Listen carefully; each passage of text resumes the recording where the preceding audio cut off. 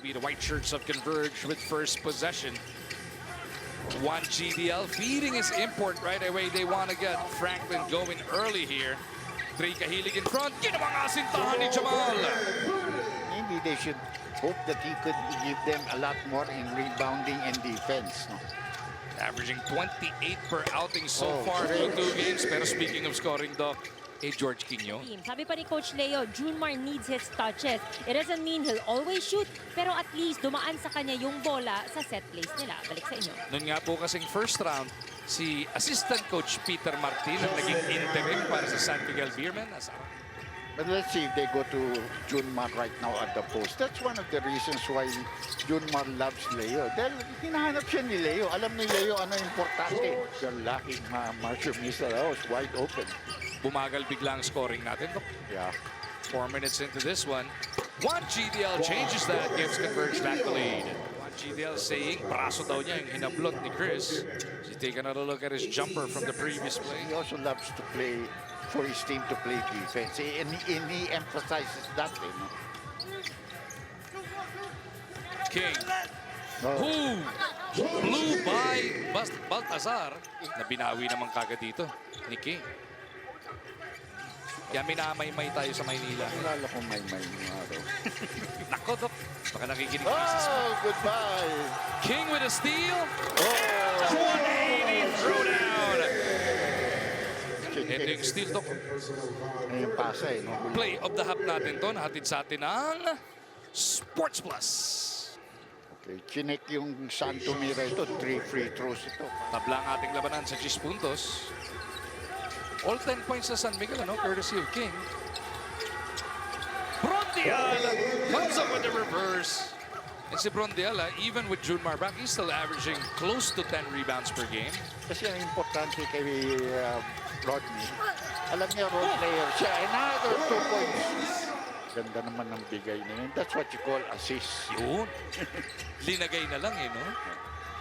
Free ball ni Baltazar. Favorite shot.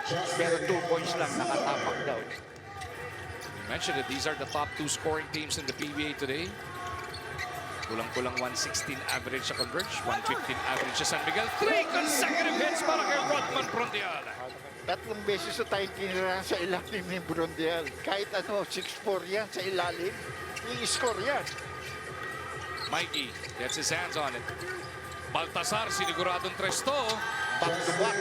Palit sa backcourt yan eh. So, parehong medyo may defense yung nasa backcourt nila ngayon. Tapos, umupo rin si Franklin because of the 2 fouls. Calvin Abueva ang nandiyan dyan. What a move para kay Justin Arana. Abueva with that big stop. Stockton looking to make a move. Alec pull up. 16th footer is good. Itong bench team nila talagang maaasahan eh. If they can get defensive, especially Calvin is known for his defense also. No? So, they can get themselves really a good start in this ball. Oh, long one. Kitang-kita natin yun. Jerican missing. Una niya makatapat ang Converge. 5 points lang on 2 of 7 from the field. Pakapasok pa lang dito ni Jerry. 4 agad ang dineliver niya. Kaya lamang ulit ang San Miguel 2019. And si Calvin, yan na actually yung quota niya. No? 18 minutes a game, 8 points, 8 rebounds, 3.5 assists, and 2 steals per outing. Yan ang as King knocks down a 4. Under 2.5 remaining the first. Concepcion trying to make a move here. Launches a 3. Archie knocks it through. On the scoring end. Ngayong Govs Cup, 57% shooter din yan from the 3-point line as King comes up short. Brondial is there to clean it up. He's got 8. 8 puntos. Troliano nasa sahig na para sa San Miguel. King again. Trying to slither his way through. Parang walang bantay. Si Stockton na rin yata ang kapitan ngayon na itong Converge. Siya kanina yung nasa gitna kasama si Oh, Christos. Kausap na referees. tingnan mo yung bench players nila. Happy eh, ano yun. Kasama nila. Kasama ni Mrs. Troliano for 3. Punches it through. Pero may oras pa ito.